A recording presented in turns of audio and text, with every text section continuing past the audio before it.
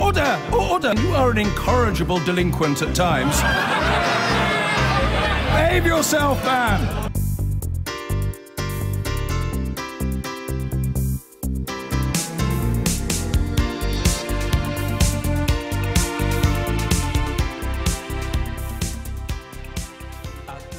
Theresa May has said cooperation on security with the European Union after Brexit calls for a new deep and special partnership. In a speech in Germany, the Prime Minister warned that failing to work together would put everyone at risk. In response, the President of the European Commission said he'd welcome a close security alliance, but it must be negotiated separately from other Brexit issues. Our political correspondent Vicky Young reports now from Munich. In defence and security, the UK is a significant player, and the Prime Minister hopes that will get her a special deal. She arrived in Munich keen to lay out Britain's contribution, generous spending on defence and expertise it wants to share even after Brexit. Theresa May urged the EU to take a practical approach. This cannot be a time when any of us allow competition between partners, rigid institutional restrictions or deep-seated ideology to inhibit our cooperation and jeopardise the security of our citizens. She's calling for a new security treaty so that the close partnership can continue. Failure to agree one would have damaging consequences, she said. We must do whatever is most practical and pragmatic in ensuring our collective security. Those who threaten our security would like nothing more than to see us fractured. Some listening to this were left bewildered. The Brexit decision, from the point of view of us inside the EU, is extremely regrettable. Things would be so much easier if you stayed. So here comes the questions.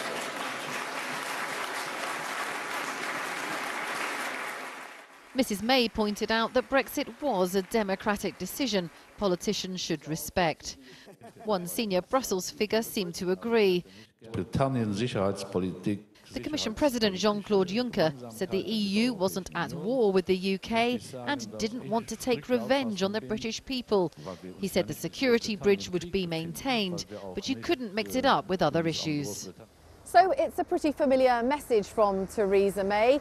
The UK is leaving the European Union, but that doesn't mean that close cooperation needs to end. And it's a blunt message too, saying to Europe's leaders, don't let your ideology get in the way of the safety of our citizens. The government hopes today's speech will show it's acting responsibly, not wanting to drag the important issue of security into fraught Brexit negotiations. Now, Downing Street has left Germany pretty encouraged by the warm words from Angela Merkel, the German leader, yesterday, and then the warm reception to the speech today. They feel that it shows the Prime Minister really seizing the initiative. Now, of course, there's no guarantee that the EU will accept what she wants on security, and some will look further ahead into next week, where maybe an even bigger challenge as Theresa May gets her senior cabinet members around her and they try to thrash out a deal to agree what their future relationship with the EU will look like. Vicky, thank you. Vicky Young there. Next this evening, threats that a bad Brexit deal could jeopardise Britain's security relationship with Europe were set aside today. Theresa May told a key conference in Munich that nothing must get in the way of Britain and the EU cooperating to keep their citizens safe. The Prime Minister appealed to Europe's leaders to do whatever it takes to maintain security after Brexit. Our security editor Rohit Khatri was there. Just another leader to walk through the doors. Except almost no one here has as much at stake this weekend as she does. Her real audience was not the generals or diplomats in the room, but their governments at home. Europe's security is our security. She pitched it as more give than take. And that is why I've said, and I say again today, that the United Kingdom is unconditionally committed to maintaining it. She wants a deal by next year, but suggested that would depend on the rest of the EU. If the priority in the negotiations becomes avoiding any kind of new cooperation with a country outside the EU, then this political doctrine and ideology will have damaging real-world consequences for the security of all our people in the UK and the EU.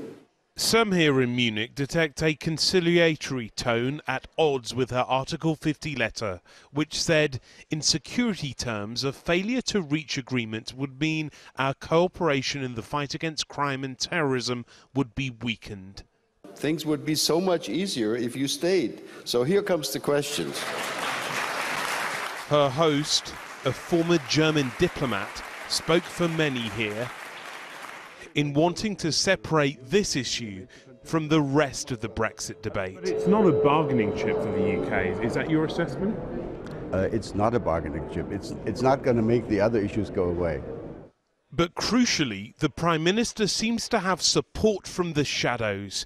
The head of MI6 met with counterparts from France and Germany yesterday. Their timely conclusion that they should continue to cooperate. Britain has a lot to offer the other European countries on these issues, defence, security, intelligence too.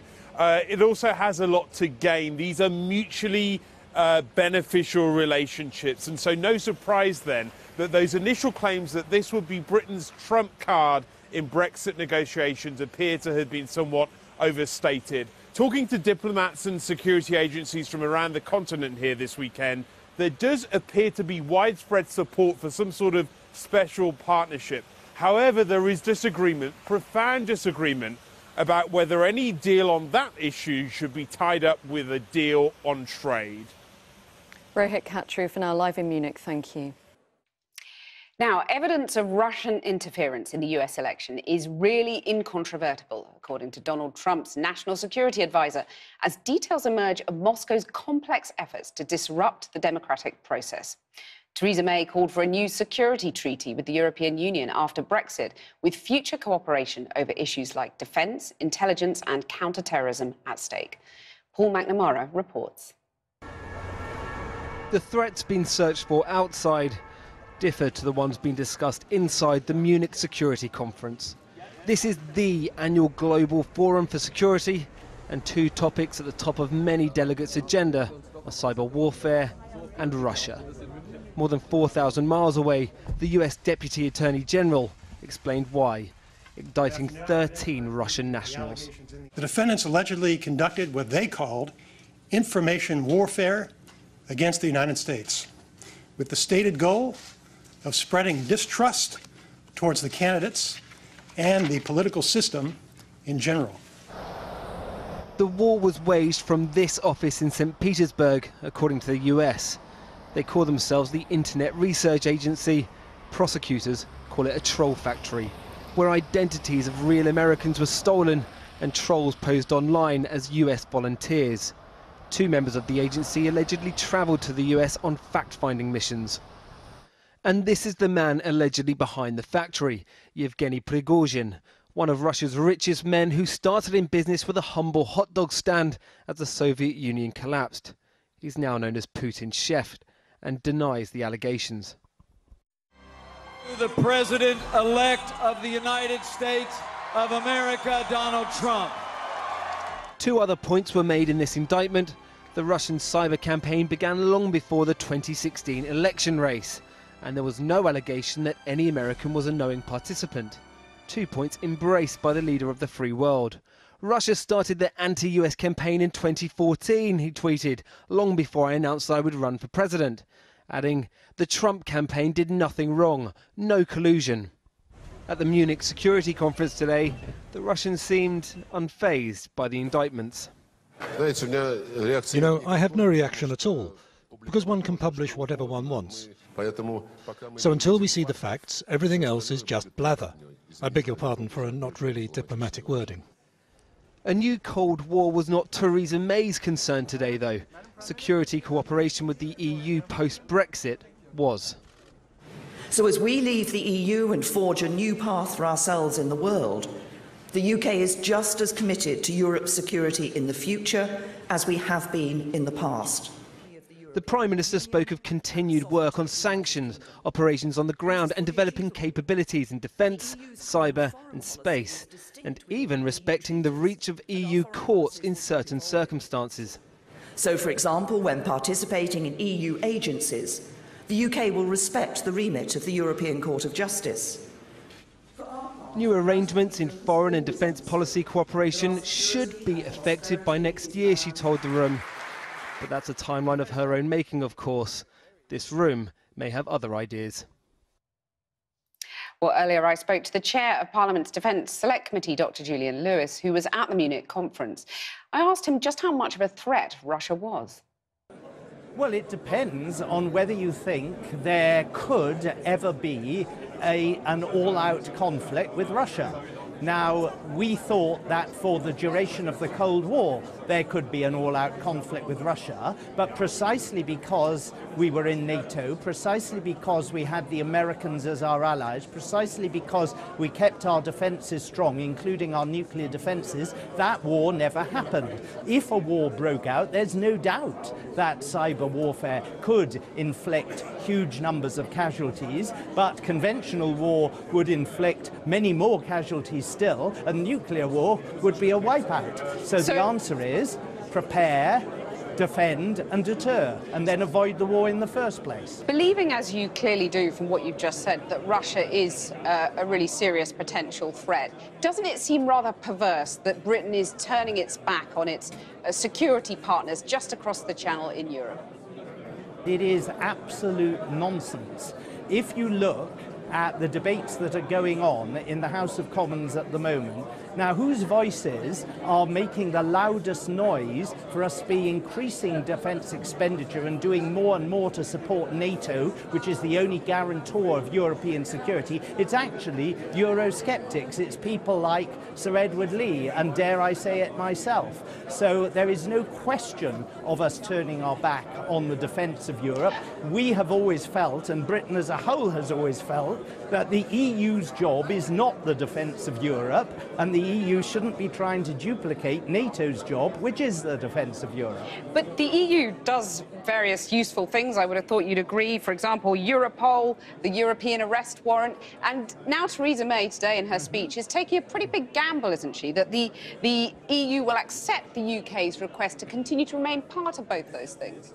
We need, as the Prime Minister said here at Munich earlier today, we need to set up continuing security arrangements, because we have plenty to offer, particularly intelligence terms, to Europe on the area of security, and we can set that up quickly and speedily because there's no reason for it to be interrupted. But it takes two to tango, doesn't it? And you need the EU to tango with you on that.